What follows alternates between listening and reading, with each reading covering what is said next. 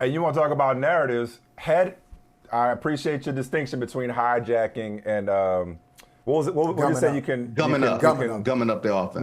No, you can force it without hijack it, I guess. Or you can feel it out without hijacking it. Sorry, you had a better word than that. But no, to Michael's point about just how narratives work, had Anthony Edwards been overly deferential, that would have been a point of criticism, again, in defeat. But going back to the macro, though, and Michael and I talked about this yesterday, Vin. Just want to I love quoting some of your lines from your columns. This is a stat. For the 6 straight years you mentioned, no repeat champion. For the first time in modern NBA history, the Final Four will not have a current or past MVP in it. This is the line. Now June belongs to no one. You can borrow June, but when the lease is up, you're getting evicted abruptly. Even if you have the best player in the world in Nikola Jokic, even if you have the best non-All-Star in Jamal Murray. So, we kind of went year by year with these last 5 that not only didn't repeat, didn't get out of the second round. Is it a macro issue like, salary cap, luxury tax, or is it more specific to each of these individual teams and how different they were the next year, or the matchup or the bad luck that they ran into the following year? Why is this trend reflective of the state of the modern NBA? Well, I think even though there is this 6 straight year stretch where no champion will have repeated since the 2017-18 Warriors, it doesn't mean that every team within the 6 are exactly the same and will have looked at their next season's failure for the exact same reasons. For the Denver Nuggets, you can specifically look at them and say, oh, this is a luxury tax thing. You can specifically look at them and say, man, who is their 6th best player? Christian Brown? Can you pick Christian Brown out of a lineup? Like when you have Justin Holiday and Reggie Jackson maybe playing 17 total minutes off the bench in a game 7, like that says that you don't have the depth. You didn't have older Jeff Green. You don't have a Bruce Brown, more importantly. And those guys were salary cap casualties. And it comes to the point where it's almost becoming like the NFL, Michael, where your quarterback is going to get paid a lot of money, and you got to figure out ways to get affordable players on the fringes. The problem with the NBA is because of the rookie scale deals, when guys are coming up on their second contracts, that means Jamal Murray, that means Michael Porter Jr., because those guys are underpaid as they initially get into the league, they're taking max salaries and max salary slots through that second contract. So you only have so much room, even though the numbers are going to be exponentially higher, you only have so much room to fill out the fringes and the edges as you build your team. And you can't just say, oh, we'll pay the luxury tax to keep our team together. There's fewer mechanisms that you can use, no mid-level exceptions. You can't aggregate and put together contracts to send out to get an impact player in the trade. So it's almost legislated parity from the ownership standpoint. And not only do you have to be just really, really smart, you have to be really, really lucky to win 1 championship, let alone 2. Because this is a stat that's a little weird to me, and I don't know what to make of it. The Denver Nuggets did not beat a 50-win team last year on their way to a championship. And that was one of the more dominant runs where they weren't really tested. You know what I mean? They weren't really tested. In zero. And the first time they played a 50-win team. Oh, my fault. No, don't say that too loud. My fault, Scooby. My bad, Scooby. And the first time they played a 50-win team was the Minnesota Timberwolves. Granted, that Timberwolves team was designed to beat them, was built to beat them. But this was the first 50-win team that they played in the last 2 years, and they lost to them.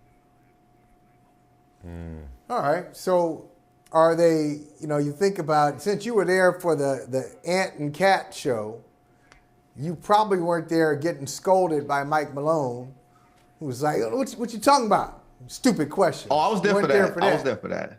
Oh, you're there for that too?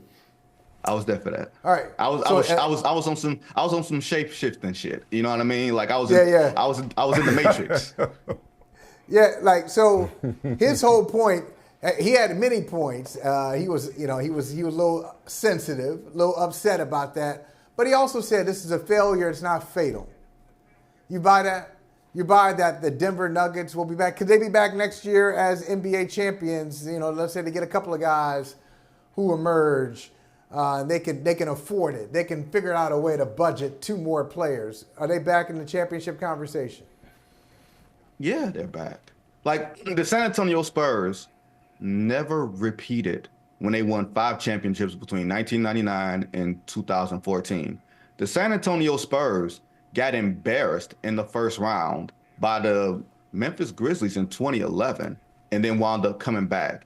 The San Antonio Spurs were once on a 20-game win streak and then lost 4 straight to the Oklahoma City Thunder, the baby Thunder of Kevin Durant and Russell Westbrook and James Harden. Those San Antonio Spurs in 2000, the year after they won the championship, they lost in the first round to Meteor Man, Jason Kidd, and newly formed Penny Hardaway in Phoenix. Remember that series? Like Jason Kidd had the peach blonde hair going on, and Phoenix just had the right matchup that year, and yet and still with all these failures. And they had to do the Shaq and Kobe Lakers too. Demolition, yeah. That's demolition, man. right.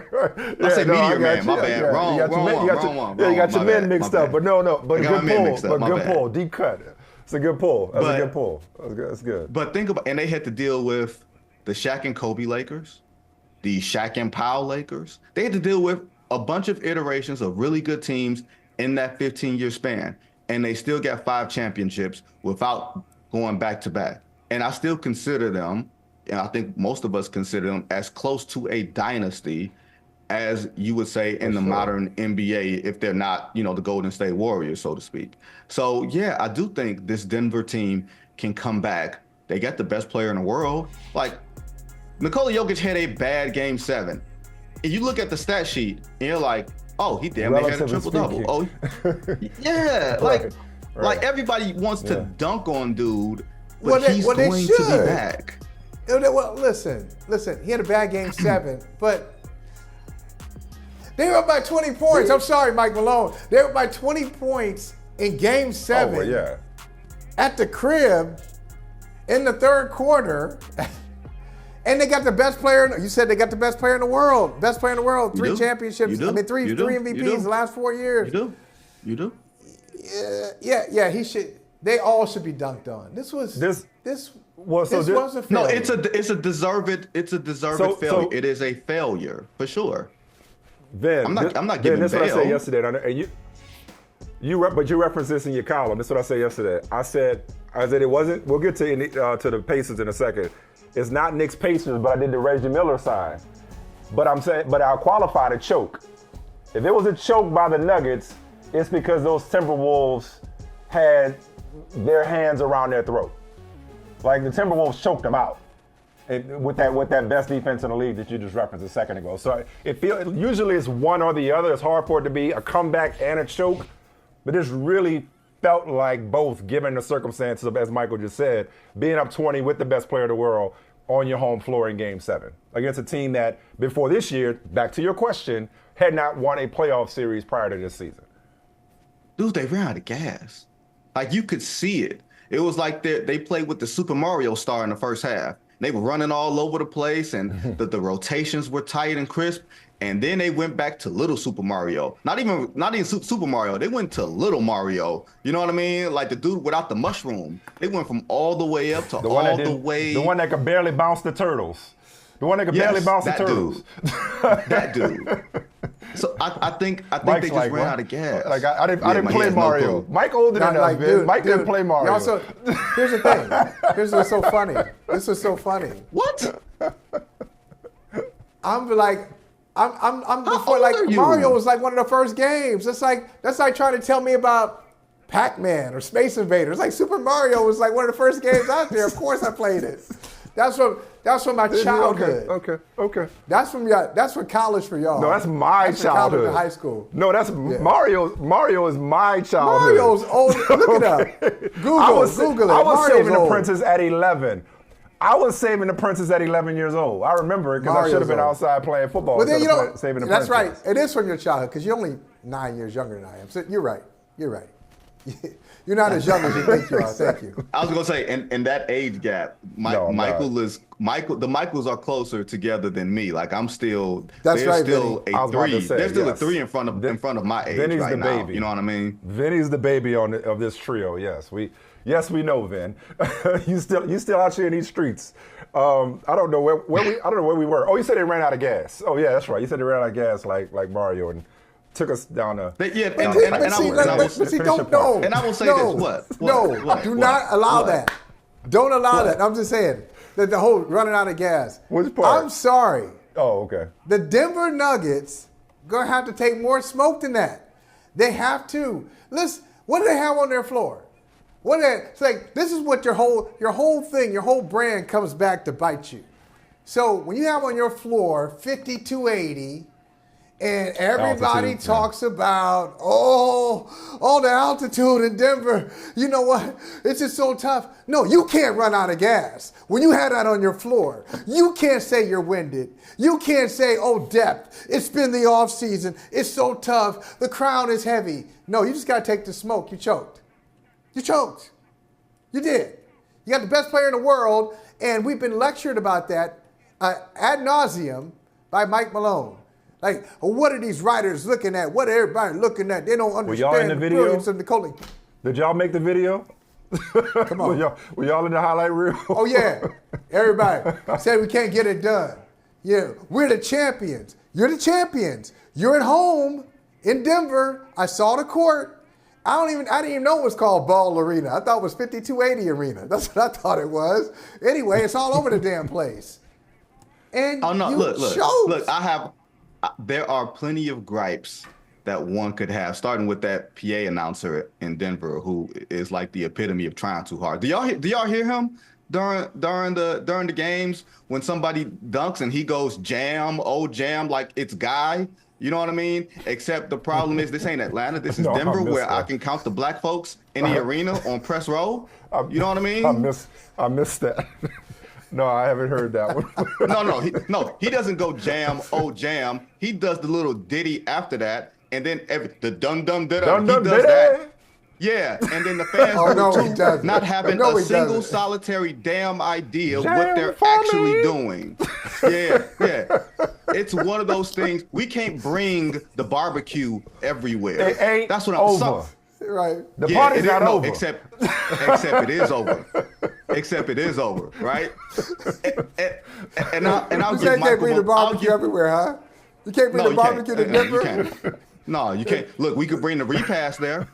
You know what I mean? We can bring the repast there. We can bring some tequila and all that, and tell them, let's take a shot. Having said that, pour out one for the homies. Having said that, oh my God, jam was the jam. I hear you, but that was the jam. That come on right now, like that brings back some emotions. Like that brings up some memories. Here's right the thing, there. bro. No, it's different because I'm going to Minnesota, where they play a whole lot of Prince. They play Controversy and during the official reviews. Yep. They play Let's Go Crazy. Mm-hmm. I love hearing that. That's if you're going to do it, play the song. I don't want to hear your voice doing it and everybody else. And it feels like it's colonizing. I don't want to be colonized. You know what I mean? In Denver when I'm going to Denver. Okay, yeah. And to Michael Malone. I got you. And to Michael Malone, I will give him this. There behind him, there's a wall, right? Behind that wall is the Minnesota Timberwolves locker room. So when he's talking to us, he can hear the rousing celebration of the Timberwolves celebrating. So on one hand, it's right. On one hand, it's that. On the other hand, it's cruel and annoying to feel that behind you while you're having to answer questions about that. It's almost like the champagne smell in the locker room that the Warriors had to deal with a couple of years ago. Yeah. We got three other teams. And he was a big boy. Yeah. Let me say this before I finish, because everybody took that one clip like they took my clip. Michael Malone straightened up after he said that. That wasn't a great moment for him, but he straightened up and he gave some really insightful answers, including the questions that I asked. So while that was a bad 15 seconds for him, the next 10 minutes for him were really mature and really classy in the way that he addressed his team's failure and the Timberwolves' success. So I just want to give proper context to that. Hey, thank you for watching Brother from Another. If you haven't hit that subscribe button, go ahead and do that now.